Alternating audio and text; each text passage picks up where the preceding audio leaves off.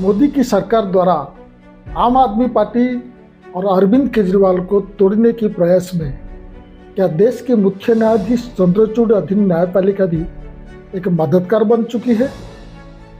10 ऐसी घटना है जिसे हमको ये लगता है जब से नरेंद्र मोदी ने 2015 में दिल्ली विधानसभा चुनाव में हार का सामना किया, जब से आम आदमी पार्टी के 67/3 के भारी जीत से पराजित हुए, यद्यपि नरेंद्र मोदी की लहर ने दिल्ली के सभी लोकसभा सीटों पर झाड़ू मारी थी, तब से वे अड़ंगा लगाते हुए आम आदमी पार्टी को कुचलने की प्रयास कर रहे हैं। अरविंद केजरीवाल सरकार पर पहला हमला तब हुआ था जब केंद्र सरकार ने एसीबी को छीना, क्योंकि केजरीवाल ने शीला दीक्षित और अंबानी के खिलाफ एफआईआर दर्ज कराई थी। दिल्ली उच्च न्यायालय ने पहले तय किया था कि एसीबी राज्य सरकार का अधीन हो, लेकिन उच्चतम न्यायालय ने सिर्फ 4 दिन में उसे स्थगित कर दिया और बाद में मोदी सरकार का पक्ष में फैसला लिया। मोदी जब अरविंद केजरीवाल को जीतने से नहीं रोक सके तो पहले उनके प्रधान सचिव राजेंद्र कुमार पर दंडात्मक कार्रवाई करके ब्यूरोक्रेसी को हॉस्टाइल बनाने की कोशिश की। फिर अंशु प्रकाश स्लैप गेट मामले में केजरीवाल को फंसाने की कोशिश की गई, जिसे इंसिडेंटली जस्टिस DY चंद्रचूड़ के न्यायिक बेंच ने रोक दिया। फिर मोदी ने राष्ट्रपति कोविंद के माध्यम से चुनाव आयोग की सिफारिश पर 20 आप विधायकों को ऑफिस ऑफ प्रॉफिट के मामले में अयोग्य ठहराया, जिसे बिना विधायकों को सुनवाई के बिना निष्पत्ति लिया गया था। दिल्ली हाईकोर्ट ने शुरू में विधायकों की नियुक्ति पर रोक लगाई थी, लेकिन नेचुरल जस्टिस के सिद्धांत के आधार पर सुनवाई के बिना अयोग्य ठहराना अलाउ नहीं कर सके। 2016 में दिल्ली हाईकोर्ट ने सर्विसेज के मामले में मोदी सरकार को सेवाओं का उपयोग कर ब्यूरोक्रेसी को नियंत्रित करने का अनुमति दे दी थी, जब उसने निर्णय दिया कि दिल्ली सरकार को ब्यूरोक्रेसी पर कोई नियंत्रण नहीं है। इससे संवैधानिक संकट पैदा हुआ, जो बना रहा 2018 तक, जब बड़े बेंच को कई बार रेफरेंस के बाद अंततः केजरीवाल सरकार के पक्ष में निर्णय लिया गया। लेकिन महत्वपूर्ण रूप से निर्णय ने विशेष रूप से सेवा मामले को स्पष्ट नहीं किया, जिससे मोदी को ब्यूरोक्रेसी के साथ दबाव का खेल खेलने का मौका मिला। सुप्रीम कोर्ट को 5 साल लग गया जब 2023 में दिल्ली सरकार को ब्यूरोक्रेसी का नियंत्रण करने का अनुमति दी, स्थिति को दोहराया। जबकि इस 5 साल के दौरान दिल्ली के 2 करोड़ से ज़्यादा लोगों को अपनी चुनी हुई सरकार को अपर्याप्त शक्ति के कारण भुगतना पड़ा। जब मोदी ने कानूनी बाधाओं को बनाए रखते रहे, संविधान द्वारा एक अंपायर की भूमिका सौंपी गई न्यायिक शाही इस कानूनी खेल में अंधा बनते रहा। मोदी, जो अपने चरित्र के अनुसार पूरी तरह से बेशरम है, संवैधानिक और कानूनी रूप से पराजित होने के बावजूद भी उच्चतम न्यायालय अवकाश जाने के बाद एक असंवैधानिक अध्यादेश के माध्यम से उच्चतम न्यायालय का निर्णय को पलट दिया।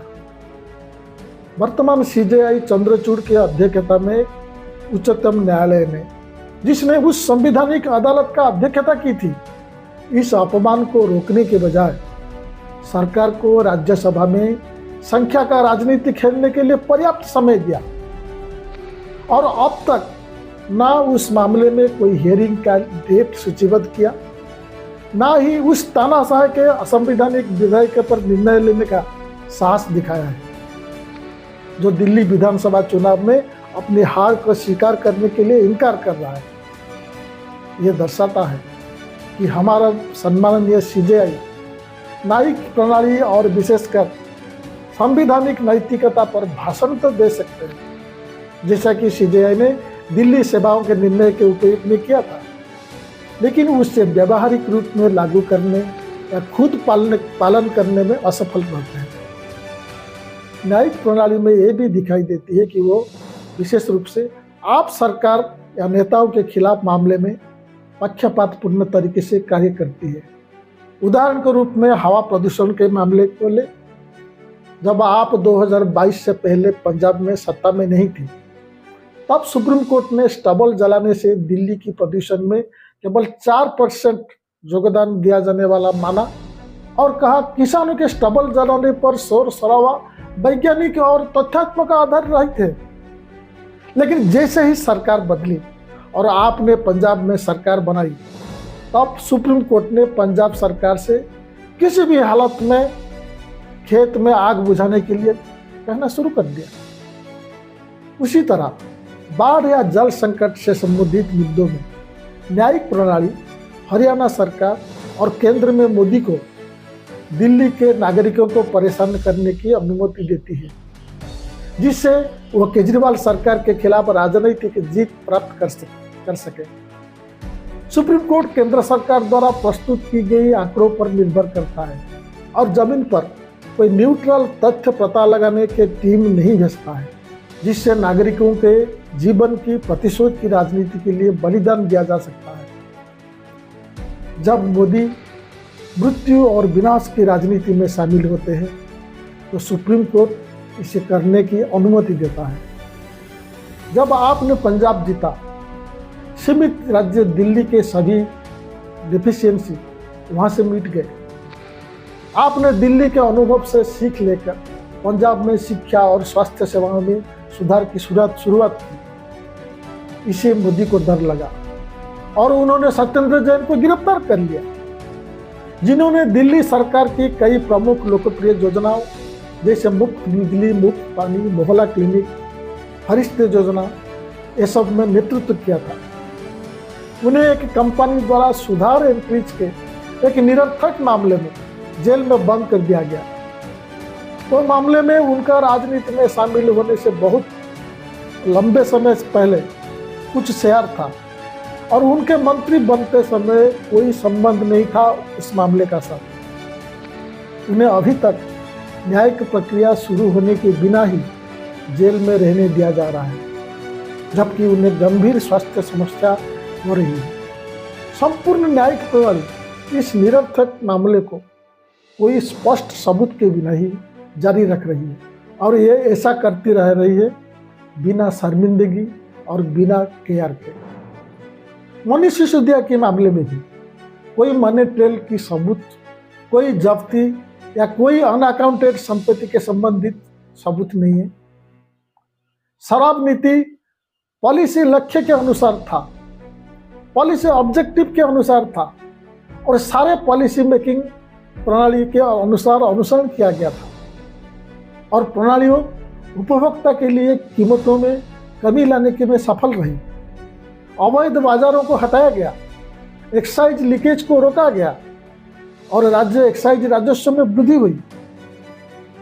लेकिन किसी एक भी सबूत की अनुपस्थिति में भी ईडी द्वारा उसे एक घोटाला मानने के सिद्धांत के सपोर्ट में कोई एक भी सबूत के एब्सेंस में भी उसे एक घोटाला माना जा रहा है। मंत्री 1 से अधिक वर्षों से जेल में है और न्यायिक प्रक्रिया द्वारा बार बार उन्हें बाहर नहीं जाने दिया जा रहा है और ईडी जांच जारी है, इसके नाम पर किसी भी न्यायिक प्रक्रिया को शुरुआत नहीं कर रही है। आंसू प्रकाश के मामले में जो स्क्रिप्ट बची वही विभव कुमार बनाम स्वाति मालीवाल मामले में भी बच रही। केजरीवाल के व्यक्तिगत सचिव विभव कुमार को जेल में डाला गया है क्योंकि वो स्वाति मालीवाल के सामने खड़ा हो गया था, जो कथित रूप से एक दोषपूर्ण इरादे से आए थे ताकि अरविंद केजरीवाल को चुनाव से पहले 20 दिनों के तात्कालिक जमानत प्राप्त करने के बाद जेल में भेजा जा सके।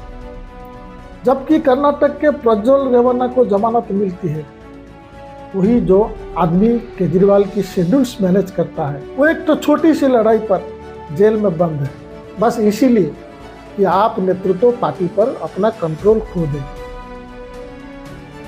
अरविंद केजरीवाल को सीबीआई मामले में जेल में रहने की अनुमति अभी भी दी जा रही है, जबकि स्पष्ट हो गया कि ईडी केस में उनके खिलाफ कोई प्रमाण नहीं है। क्योंकि जांच अधिकारी के पास गिरफ्तारी करने के लिए पर्याप्त सामग्री नहीं थी। और अगर जांच अधिकारी को निर्वाचित मुख्यमंत्री से पूछताछ करनी है तो इससे गिरफ्तारी का आवश्यकता नहीं थी। यह स्वयं में प्रमाण है कि अदालत ने एक निर्वाचित मुख्यमंत्री को मोदी सरकार के एक एजेंसी द्वारा बिना किसी पुष्टिकरण साक्ष्य के जेल में डालने की अनुमति दी है। बस सिर्फ साक्ष्यों के कथन के द्वारा जिन्हें लॉलीपॉप दिया गया है, ये बात मोदी सरकार के एजेंसी द्वारा स्वीकृत है। अरविंद केजरीवाल को जीवन बचाने वाली इंसुलिन को 21 दिन तक मना किया गया, जबकि अदालतें विधि निर्धारित करती रही, जबकि विभिन्न संस्थाएं विभिन्न डाटा दिखाती है। कोर्ट ने सरकार को उनके स्वास्थ्य के साथ खिलवाड़ करने की अनुमति दे रही है, यह सुनिश्चित करने के लिए कि उनका शुगर स्तर खतरनाक स्तर तक गिरे, जिससे एक डायबिटीज चीफ मिनिस्टर के लिए गंभीर स्वास्थ्य समस्याएं पैदा हो सकती है। जबकि अदालतें ईडी और सॉलिसिटर जनरल के विक्टिम शेमिंग तर्कों को सुनती रहती है। एक मुख्यमंत्री हर रात थोड़ा थोड़ा मर रहा है। नमस्कार।